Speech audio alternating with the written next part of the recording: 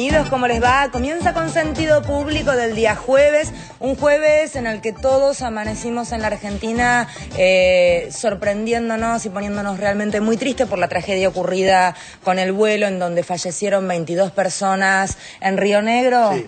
Vos conocías a uno de los integrantes de este vuelo, Martín. Adriano Volati, un saludo a la familia Volati, acompañarlos en este momento dificilísimo, y a todas las demás familias de este avión que cae en un lugar complicadísimo en la Argentina en cuanto a lo climático, un lugar muy difícil, un clima muy frío, es la línea sur, a 500 kilómetros de Bariloche. Para ubicarse, si uno está en el mapa, sería un poquito más arriba de la frontera norte de Chubut, entre Chubut y Río Negro, ¿no?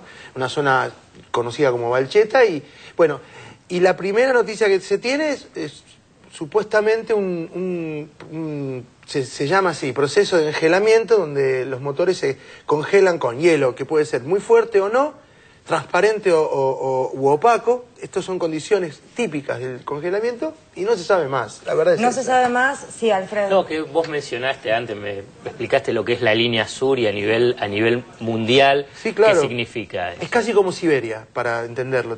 Son fríos continentales muy fuertes. El frío continental más fuerte que existe sobre la Tierra son los polos, ¿no? El Ártico y la Antártida.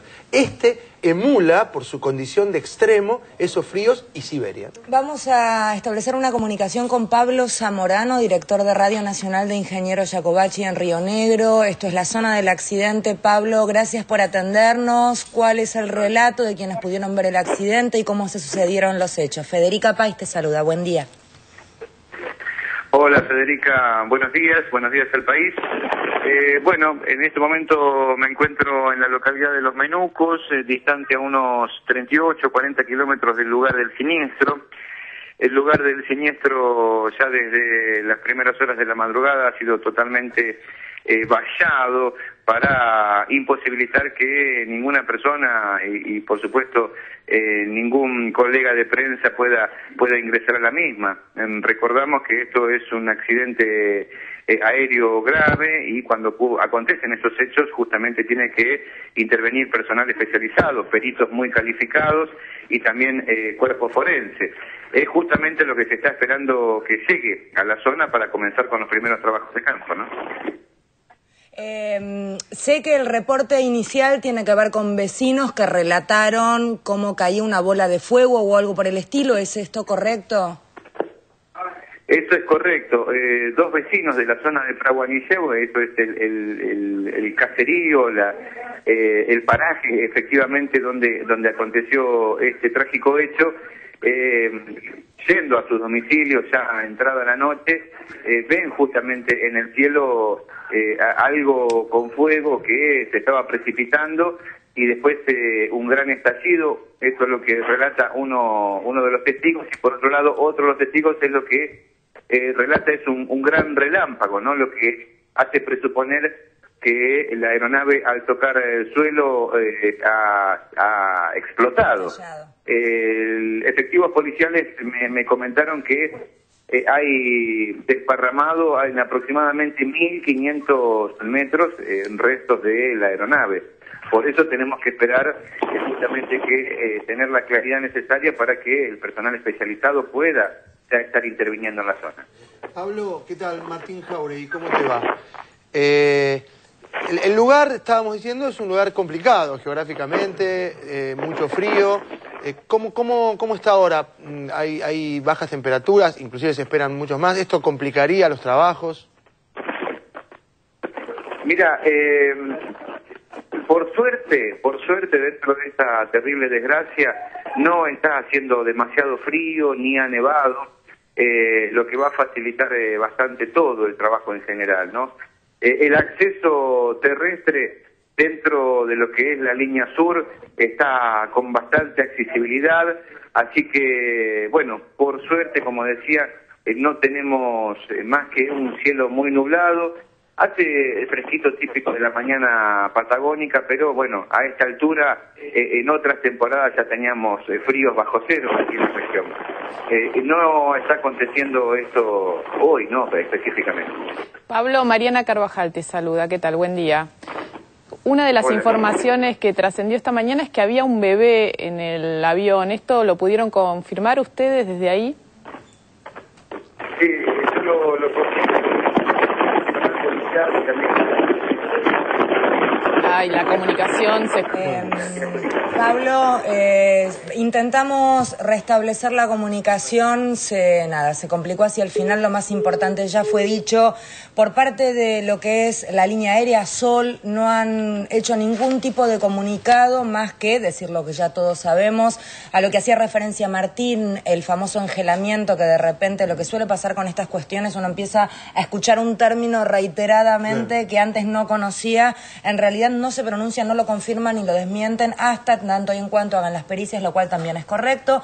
Dicen que los estados de las naves de esta compañía eran buenos, dicen que eran de un origen que de Suecia eran, que un país donde esto es un país, ¿no? en donde hay mucho frío habitualmente y son máquinas preparadas para este tipo de temperaturas. En fin, que no nada hacía suponer esto más que las 3 comunicaciones que los pilotos hicieron con la base, la última ya desesperadamente pidiendo aterrizar porque había algo que estaba muy mal. No, simplemente para agregar y acompañar también el comentario que había dicho Martín, que en estos momentos, la verdad, uno tiene que acompañar a los familiares, ¿no?, de estas 22 familias que lamentablemente son los que padecieron esta tragedia y en estos momentos deben estar en una situación muy conmocionada, ¿no? Y ahí justamente está a pie de pantalla el teléfono que se ha habilitado para que cualquiera que necesite tenga la información de los familiares que esté buscando. La línea, la reitero, es 0810-122-7765. 0810-122-7765, línea habilitada para brindarte información con respecto al vuelo que partió a las 20:08 desde Neuquén y terminó accidentándose. Así que bueno, cualquier noticia que necesites está en esa línea. Vamos con los títulos, ¿te parece, Martíncho? Dale. ¿De qué hablamos hoy además en el programa? Bueno, acusan a Bartoli de ser partícipe en el crimen de García Belsunce, tema que está tomando toda la actualidad nacional. No es el tema central hoy en nuestro programa, pero viene bien como disparador, ¿no? Además, FMI, el director Strauss-Kahn, acusado de violación, cada vez más complicado, renunció a su cargo en el fondo, prácticamente se puede decir que tiró la toalla. Excombatientes de Malvinas, ¿qué separa a los excombatientes de Malvinas? Vienen al debate Reinaldo Arce, veterano de guerra, y Tulio Strabocchi, como digo yo, excombatiente continental. Y allí veías el Pellegrini, anteriormente tiene que ver con que aparentemente van a extender las clases, de eso vamos a estar hablando, y finalmente la tragedia del vuelo de Sol. Cualquier novedad que haya, por supuesto, te la vamos a estar informando. Reiteramos el número, es el 0810-122-7765, 22 víctimas fatales y línea habilitada para todos aquellos que necesiten confirmar o saber algo. Vamos ahora con la temperatura, salimos un poquito, dale, un poquito de sol que hace bien al alma, dale, 15 grados 7, mira qué lindo día. Máxima prevista para hoy, 21. La mínima hoy tempranito, cuando amanecimos los que hacemos con sentido y muchos más también, estaba fresca la cosa, ¿eh? 12 de mínima, la actual 15,7, una máxima de 21. Visibilidad impecable, 10 kilómetros. Cielo algo nubladengue, con probabilidad de chaparrones. Sábado por la mañana tiene que llover. ¿Vos tenés tenis, Alfredo? No, por suerte no. ¿Vos tenés tenis, Mariana? Sí, generalmente. Bueno, yo también tengo una actividad con mi criatura menor al aire libre. Estamos esperando toda la semana. Yo ya sé que vos no, que te rascás a 4 manos, por eso ni te pregunté. Ni te pregunté. No, che, este fin de semana, gracias por el dato. 20 en Bragado, 21 en Alberti, presento el libro. Bueno, ya que me da el pie, lo uso, ¿no? Está bien. Por supuesto, usalo a mi pie, no hay ningún problema. A ver cómo está el tránsito, se viene portando mal. Guarda que no me gusta lo que me estás haciendo, te me estás trabando y no me avisas. ¿Estás ovulando? ¿Que estás así imprevisible? Tránsito. Todas las entradas a la capital demoradas, pero no hay una que te fluya. Están todas para el Tujes. Tránsito horrible. Tío. No, es un tránsito lento, no te lo afloja un yogur, nada. Corte por Acampe en Alema al 600, mano al sur. está cortado, no vayas por ahí. Y el Sarmiento sigue demorado. Yo testearía a ver qué está pasando, porque sigue. Ya deberíamos haberlo resuelto, y no. Los no colectivos pasa naranja. tienen nafta, hay que decirlo. Sí, los colectivos tienen nafta y hay mucho tránsito, así que van a ir despacio. Mucho primera. El que no fue despacio y terminó tras las rejas fue él, Strauss. Cartita mediante dijo, chau, FMI. Renunció Dominique. ¿Qué más podía hacer, no? ¿Qué te reís? No, bueno, como lo dijiste, me reí. ¿Está mal? No. Chau. No, lo que pasa es que es notable, ¿no? Renunció el titular del Fondo Monetario Internacional y no renunció por los desastres que hace el Fondo Monetario Internacional en las economías emergentes y ahora en Europa, sino que renunció por acoso sexual e incluso acusado de violación. Escribió una carta para renunciar, porque había muchos ya Estados Unidos, Alemania, Japón, que le estaba diciendo hay que correrlo. Él escribió una carta de renuncia. ¿Querés un fragmentito de la carta para que veas cómo se siente? Sí, por ahí. Cuando quiera, señor musicalizador. Ay, me siento Silvio Soldán en Feliz Domingo. Es con una infinita tristeza que me siento obligado hoy a presentar ante el directorio ejecutivo mi renuncia al puesto de director gerente del FMI. En este momento pienso primero en mi esposa. Tarde, negro. A quien amo más que nada. En mis hijos, mi familia, mis amigos. Y también pienso en mis colegas, Alfred, del FMI. Juntos hemos conseguido tan grandes logros en estos últimos 3 años que me provoca mucha tristeza irme. A todos quiero decirles que niego, bueno, y lo de siempre, pero digo, fíjate cómo esos compañeritos del FMI dicen que han hecho unos logros maravillosos. Sí, logros que además presionaba para que se vaya, hay que decirlo claramente, porque tenían que tratar de sostener lo que es este organismo multilateral de crédito.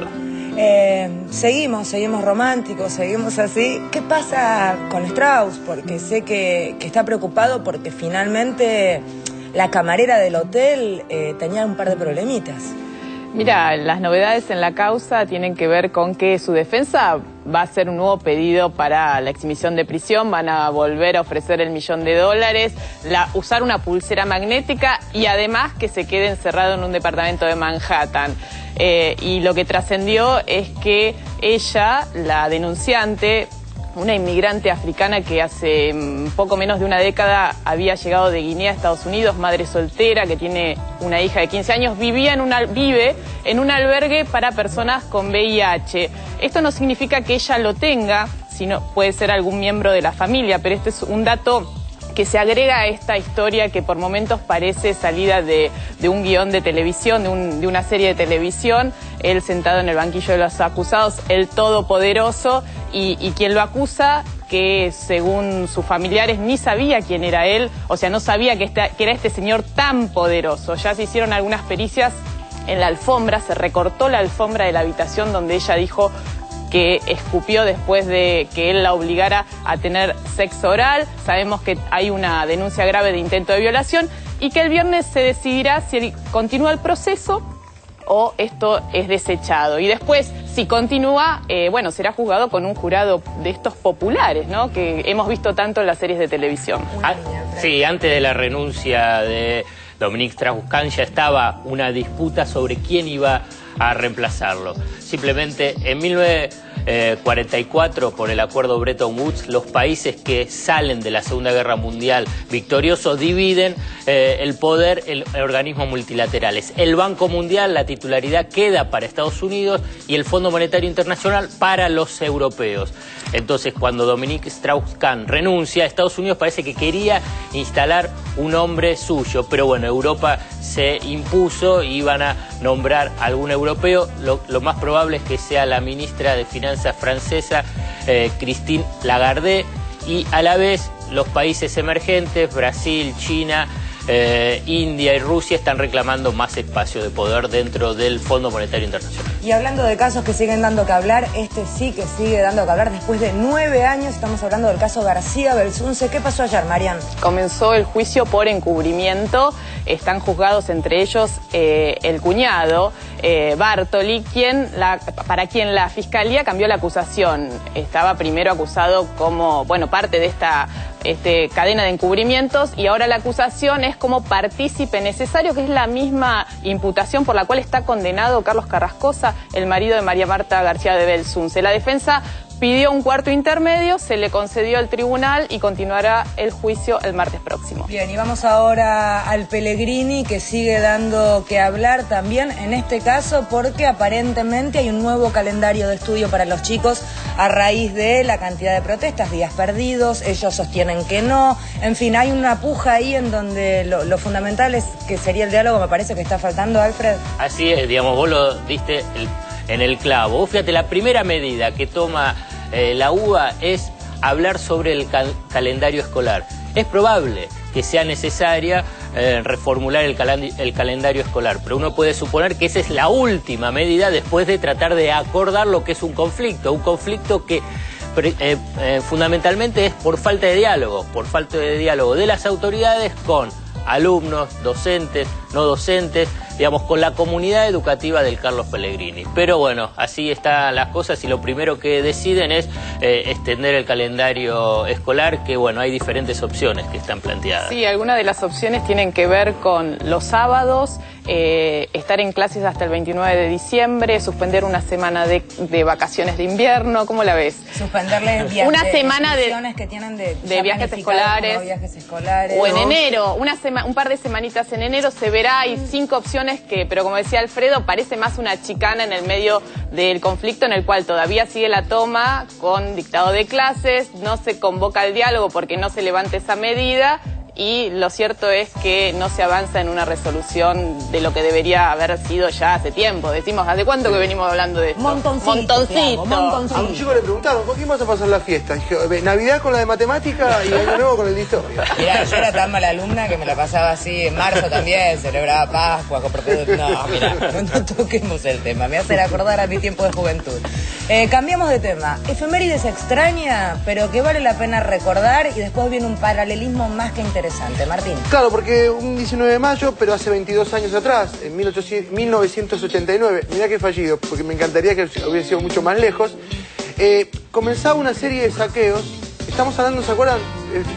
Periodo de gobierno de Alfonsín, ya estaba Menem, había sido elegido, había mucho disturbio en Argentina, sobre todo en Gran Buenos Aires y en Rosario, que fue el epicentro de estos saqueos, y todo dice la historia, y lo recordaremos, comienza como la caída del gobierno de Alfonsín y apurar a la llegada de Menem. Yo lo que tengo que decir es que en aquel momento el resultado fue trágico, como siempre que pasan estas cosas. Hubo un muerto, 37 heridos y 400 detenidos, que también en Quilmes, Bernal y San Miguel hubo focos, pero bueno, a ver, Alfredo, acá como que comienza el sello de la hiperinflación. Claro, la hiperinflación. La palabra aparece y se instala en esto, ¿y qué pasa? Devastadora, una hiperinflación devastadora, que es lo que genera las condiciones objetivas para el saqueo, porque los precios aumentaban hora tras hora, donde no había ningún tipo de referencia. Entonces había condiciones objetivas para los sectores más postergados, los sectores que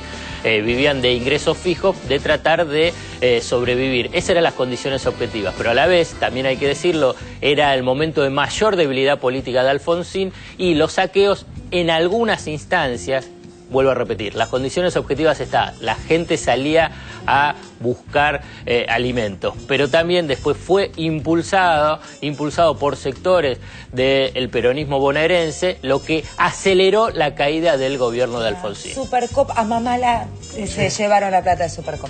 ¿Te acordás que fue la primera? Supercop era la cooperativa del Hogar Obrero. Sí, la cooperativa del Hogar Obrero. Y todos los ahorros que la gente tenía allí, chau, chau, adiós. Fue como el preámbulo de lo que después hicieron a gran escala con el corralito. Nadie. Un momento complicadísimo. Sí, tremendo. Bueno, decíamos, un paralelismo que en realidad hay quien lo discute un poco, pero porque lo que está pasando en España, en realidad, ¿de dónde viene? Viene a cuento de esto. A ver, hacen paralelismo. de esta situación en Argentina con lo que pasa hoy en España, en donde ayer fue noticia y hoy también, por la enorme y masiva manifestación de jóvenes que tuvo lugar allí.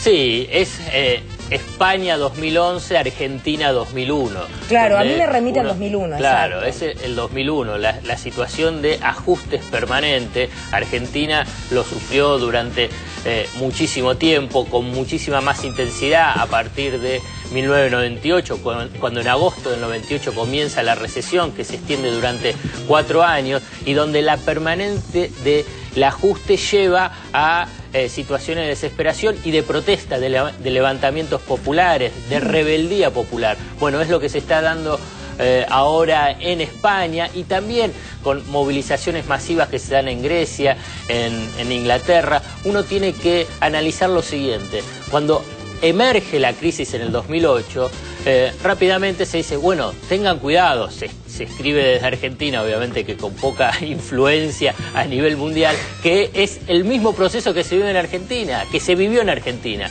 donde va el Fondo Monetario Internacional, los economistas que siempre tienen la receta, pero la receta para ajustar, privatizaciones, suba de impuestos, baja de jubilaciones. Entonces decía, pero ¿por qué no reaccionan? ¿Por qué no reaccionaban los españoles, los ingleses en el 2008, 2009, 2010? Porque a medida que se va prolongando el ajuste, llega el momento de la saturación. Claro. Y lo que se está viendo ahora en España es el momento de la saturación. Los pueblos soportan los ajustes hasta el nivel de la saturación y ahí es donde salen a la calle. Uno de los lemas de estas movilizaciones que comenzaron el domingo en España a partir de jóvenes sin trabajo primero, pero que se fueron sumando amas de casa, trabajadores desocupados y otros sectores es nosotros no somos antisistema, dice, el sistema está contra nosotros y de alguna manera lo que plantean es el que se vayan todos, políticos y banqueros, en vísperas de unas elecciones que están previstas para este fin de semana, para el domingo, municipales y regionales, y desafiando las vedas electorales que les quieren imponer. Hay ya prevista una movilización para este sábado, convocada espontáneamente y por las redes sociales, ¿no? Que es ahora la nueva forma de convocatoria espontánea de boca en boca y que ha generado esta multitud, no solo en Madrid, sino en una serie de importantes ciudades españolas. Hablando de eso, justamente en un ratito, yo voy a dar las vías para que se puedan comunicar con nosotros. En el Facebook es fácil buscarnos, Consentido Público, y aparecemos. El mail es consentido@tvpublica.com.ar. En el Twitter, @tv mayúscula _pública. Y lo demás ya sabes, tvpublica.com.ar. Te dije todo.